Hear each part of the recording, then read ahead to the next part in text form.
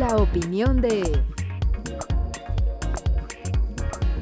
Me da muchísimo gusto saludar en estos momentos a Julio Capuano, quien nos va a hablar sobre el Brexit y el impacto que tiene en los negocios. ¿Cómo estás, Julio? Dani, muy buenos días, muy bien, gracias. Pues aquí con el placer de saludarles nuevamente. Muy buenos días, Julio. Pues cuéntanos.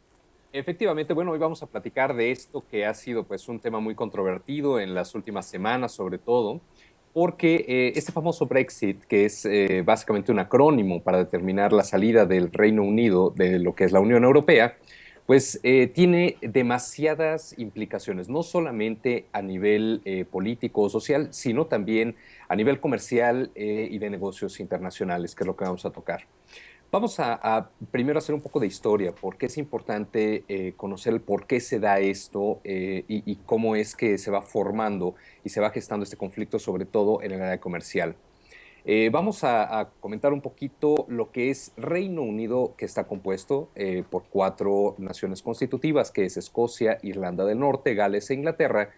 Entra a lo que es la Unión Europea, más o menos por ahí de 1973. Esto fue mucho después de lo que es la creación de lo que era la Comunidad Europea originalmente, y principalmente lo hace por cuestión económica y comercial. Esto no tuvo tanto que ver al inicio la cuestión política. Hubo mucha presión, sobre todo en cuestión comercial, porque Reino Unido representa pues obviamente una fortaleza en todo el bloque para el incremento de capitales. Más o menos 2 años posteriores a lo que es la incursión del Reino Unido en la Unión Europea, estamos hablando de más o menos 1975-76, ya existe el primer conato de salida del Reino Unido, el primer referéndum que se hace. El Reino Unido comienza a pensar que puede pues mejor separarse de lo que es la Unión Europea, debido a que no era precisamente lo más conveniente a nivel económico para ellos. Se empiezan a dar cuenta principalmente que todo lo que es el comercio que se está gestando dentro de la Unión Europea empieza a tener no precisamente los números que ellos esperaban, sobre todo con el libre intercambio de mercancías y personas entre todo el bloque europeo. A raíz de esto comienza a crearse o a gestarse más o menos en la década de los 90 un partido político que de hecho es un partido que se denomina Partido de la Independencia del Reino Unido y se le dice euroescéptico.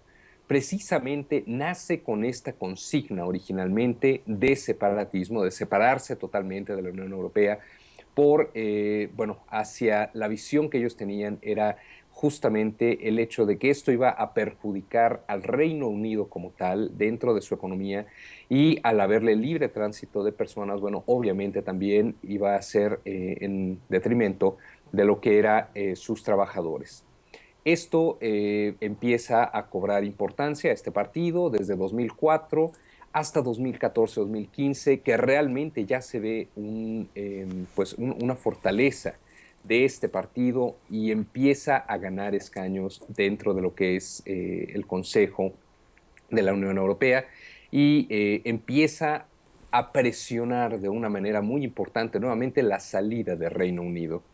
Reino Unido, digo, simplemente para que tengamos la importancia a nivel comercial, es ocupa el tercer lugar de contribución dentro de lo que es la Unión Europea.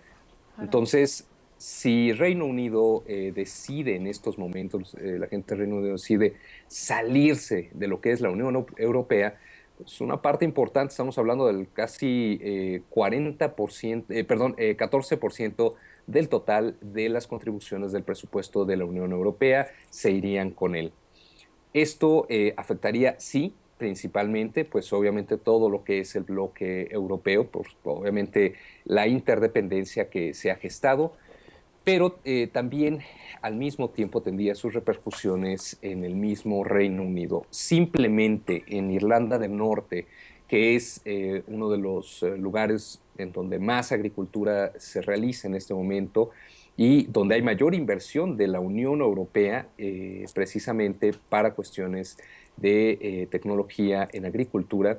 Si se sale Reino Unido, realmente todo este presupuesto que está dando la Unión Europea afectaría demasiado la agricultura y por ende las exportaciones agrícolas del Reino Unido hacia sus países, incluso internamente. Estamos hablando de que, por ejemplo, el 34-35% de las exportaciones, precisamente de Irlanda del Norte, van hacia su vecino del sur, que es Inglaterra.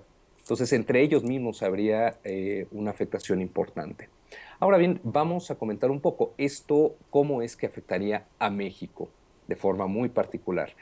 Si Reino Unido decide salirse de lo que es la Unión Europea, pues lo primero que seguramente tendría que hacer es volver a generar sus propios acuerdos y tratados de libre comercio a nivel internacional con los países más importantes. México representa para el Reino Unido uno de los países con mayor importancia en toda la región de América Latina, siendo obviamente el sexto socio comercial para México y bueno, la cuarta fuente de inversión directa para nosotros. Esto realmente lo vimos muy fuerte el año pasado, que se determinó que era el año dual, no sé si te acuerdas, Dani, pero esta formación de año dual, México-Reino Unido, realmente tuvo dos metas. La primera, pues, era duplicar el comercio bilateral, y el segundo, pues aumentar el número de británicos que venían a México y aumentar el turismo, lo cual se logró y se consiguió. Ahora, con una nueva forma de negociación a nivel comercial, se tendrían que reestipular sobre todo las cuestiones de impuestos, cuestiones arancelarias y las cuestiones no arancelarias, porque la mayoría de las empresas mexicanas que ya están exportando a Reino Unido y viceversa, ya están acostumbradas a esta libre circulación de bienes en toda la Unión Europea. Ahora las empresas mexicanas deberán principalmente de prepararse, porque si esta salida llega a darse, entonces se tendrían que reestipular todos los contratos que ya se vienen haciendo.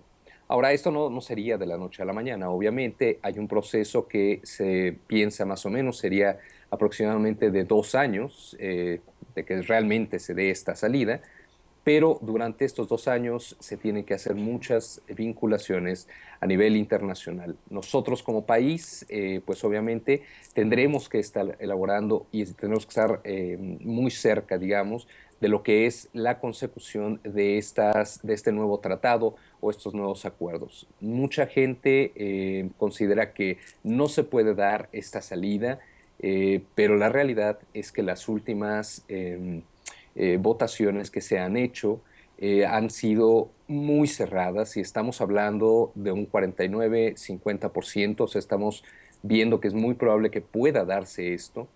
Y justamente esta semana, en 2 días más, el día jueves, se va a dar el referéndum en todo lo que es Reino Unido para saber si se sale o no se sale. Entonces, esta misma semana seguramente sabremos qué decisión va a tomar la gente de Reino Unido y en base a eso, todos los vínculos comerciales y económicos que nosotros tenemos con aquella nación, pues obviamente van a tener que ser reestipulados en diferentes cuestiones. Los negocios internacionales a veces son así, pero el problema principal que se tendría que observar es los contratos a nivel de comercio internacional que ya se tienen en euros, poder sacarlos, digamos, y poder volver a negociar esto dentro de lo que es la libra esterlina, cosa que no va a ser nada sencilla por el tipo de cambio que va a haber y todos los ajustes y movimientos que se van a dar en la eurozona si es que el Reino Unido decide separarse finalmente de este vínculo que no solamente es político, sino a nivel comercial muy importante, Dani. Bueno, pues ni hablar, tendremos que estar pendientes de lo que sucede entonces en los próximos días, Julio, como bien mencionas, y bueno, pues ya tendremos que estar a la espera de las nuevas negociaciones que nosotros tenemos para, pues evidentemente, salir lo menos afectados posibles. Muchísimas gracias, Julio, como siempre, por esta tan amplia información que nos acabas de dar. Muchas gracias, buen día. Gracias a ti, Dani, y al auditorio. Muchísimas gracias, estamos en contacto la próxima semana. Buen día. Buen día, Julio.